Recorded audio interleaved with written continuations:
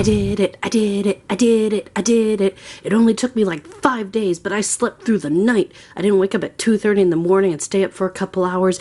I went to bed, I woke up, and now we're getting ready to go have breakfast. It only took me 5 days. Jet lag officially dealt with. Hey, it's gonna be fun going back home, isn't it? But anyway, while we're here, I figure I'd give you a tour of the hotel room. I didn't do that when we first got in. Something I noticed immediately when we first got here was how a little more squunched everything is. Obviously, it's a big city, so things were a little bit smaller, and there are 3 of us crammed into this room. But it's for other countries, it's really spacious. For American, it's kind of tight. So let's look around. So this is our closet. We don't actually have one built in, so I guess that makes it a chiffero. And that's one of our beds. It's really cool. All of the lighting is controlled in the headboard. That light turns on that. It's just a small little light. And so on and so forth. That's my bed over here. However, the weird thing is, this light controls everything.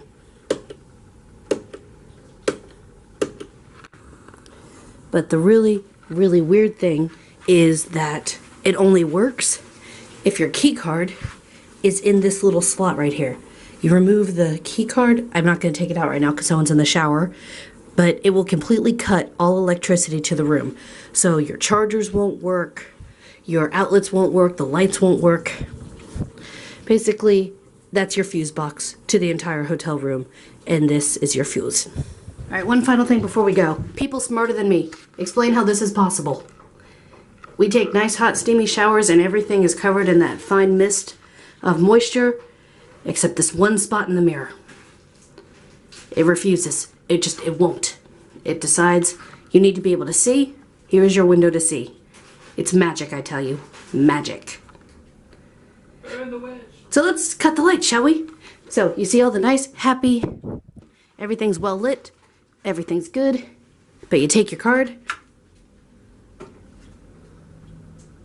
you take the card away, and they give you a few seconds to see if you want to undo your error, and then the power goes dead, and nothing in the room works until you come back here, put in your key card, and the lights magically turn back on. It's very efficient. I see why they do it, you know, to cut back on the power bill, but it is a little annoying that you can't just charge your stuff in your room during the day while you're ootin' a boot. But, and what are you gonna do? It's a small inconvenience considering you can just charge it overnight while you're sleeping. However, I am ashamed to admit it took us a while to figure out how to leave the power on and turn off the lights because the 2 outer switches control mini lights. We didn't realize that the middle switch controlled the major lights. It might have taken us 2 days to figure that out. That's okay though, right? So day 6 of our tour was full of one surprise after another. We lost half of our group today because their tour ended. We are on this big package where some people do 6 days, some do 9, some do 11, some do 15, some do 21. We don't talk with those people. Those people have way too much time on their hands. But so with all the changing going on, we actually said goodbye to our original tour guides and were joined together with another group and got a brand new tour guide. And we are sad because I liked the other tour guides and then they left us. Little abandonment issue there. But the new guy we have is great. We all hopped on the bus first thing in the morning and we headed out to Mount Fuji. Oh. Like, we were on the interstate for a good solid half hour, and we were still seeing buildings. And I know there are other cities that, like, bump right up to Tokyo, but we were still in Tokyo, for God's sake. This city is huge. But on the bus route, our new tour guide, Kazu-san, he mentioned that off in the way distance, sometimes if it's really clear, you can sometimes see Fuji 50-50. And literally not 15 seconds after he said that, I just pointed out, like, there it is. We could see it all the way from Tokyo. That's how big this mountain is. And then we drove for another hour and a half to get to it, and by the time we got there, it was foggy, and there was a lot of snow. There was snow. It's the end of March and there was snow. I know higher elevations can get snow, but even the camera guy who follows us around and takes our picture is like, there shouldn't be this much snow. We came here to celebrate the cherry blossoms, not snow. Why is it snowing? But we went to the Fuji Heritage Center. We couldn't climb Mount Fuji. That wasn't part of our deal. But we did get to go to the Heritage Center where we learned about it. Learned that, I didn't know, it's not just one big volcano. It's actually a combination of 4 different volcanoes all merging into one. And there's actually a second crater on the side of the mountain. That was cool. I'm learning stuff on this trip. So after we visited the Fuji Cultural Center, then we went to Hakone. Hakone was so much fun to just visit. It was such this big cultural site. I mean, our first couple days here in Tokyo have mostly been about fun and fandom and celebrating anime. Today was our first real day diving into the fact that Tokyo and Japan are a culture. They are a people with history and importance and weight. The fact that this entire country was civilized before Jesus was born really just tells you how old this country is. Being at Hakone, we got to take a cruise on one of the 4 lakes, or one of the 5/6 lakes, depending on who you talk to, created from Fuji. And we got to take a ropeway, big cable car attached to ropes, all the way up to the top of one of the mountains in that range. No stand. Of all the people that get in trouble with this guy. So we've invented a game. Whenever another cabin goes by the opposite direction, we wave at them like we're 3-year-olds high on LSD, and we get disappointed when they don't wave back. Well, this is what happens on mountains. This is what And this is our view. Yeah. Well, this Can you guys believe Why is everything somehow getting brighter? One more coming. One more. I don't want to see. 3, 2, 1.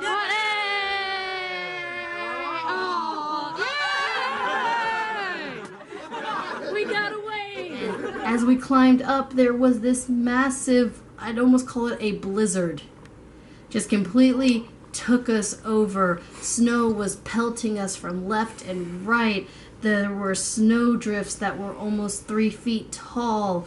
So it's supposed to be cherry blossom season, but we got a wonderful rare occurrence of massive snow, and excuse me, it's on! So behind me are the hot springs, which are nice and roasty toasty, and they're supposed to feel amazing and be nice and warm. And the rest of out here is cold, as you can see.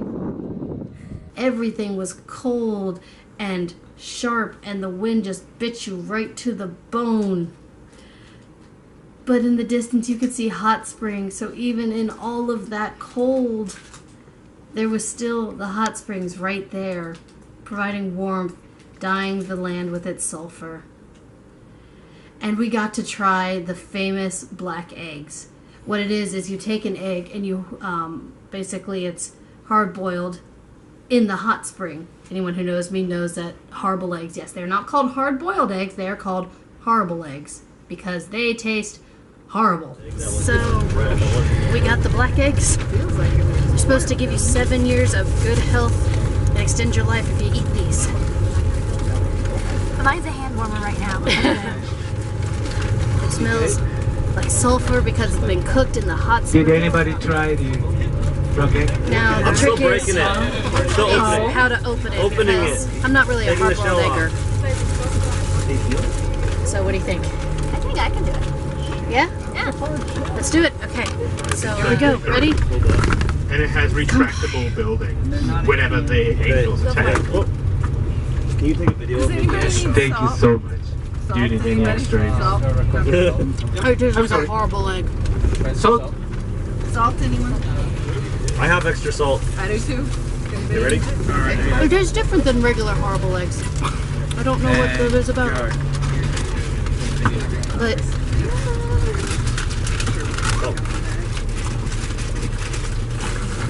Let's do this. mmm.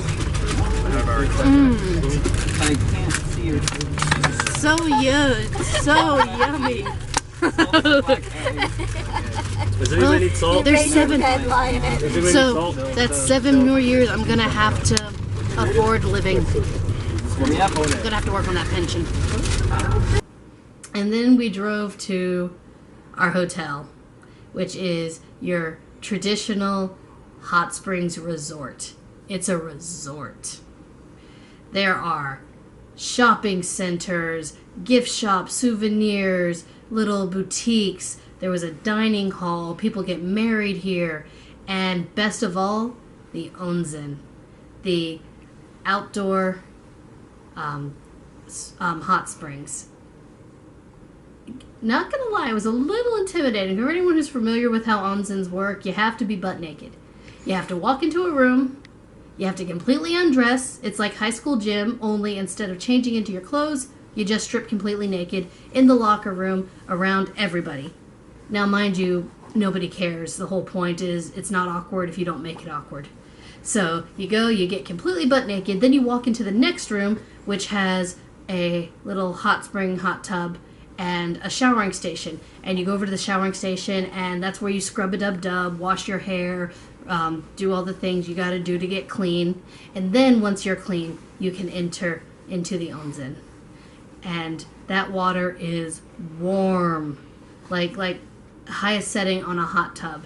But you could be inside and do it, or you could go to the outside ones. I highly recommend the outside onsen. The inside ones just get way too hot, way too fast. The air is stagnant and really just steamy. So go outside, enjoy the nice, cool air while you're sitting in that roasty, toasty, giant bathtub. The whole being naked thing stopped being awkward about 20 seconds in, and it is definitely an experience you will remember. And best of all, here at the resort, everyone gets yukatas.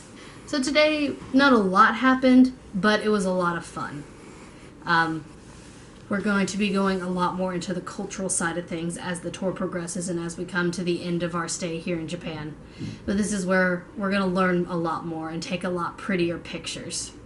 The tour guide, like I said, was very informative. He kept us all together. He seemed up to date on things. There wasn't a lot of miscommunication, and when traffic got pretty bad and we got off schedule, he worked very hard to try to get us back on it and make sure we could still do everything that we wanted to do.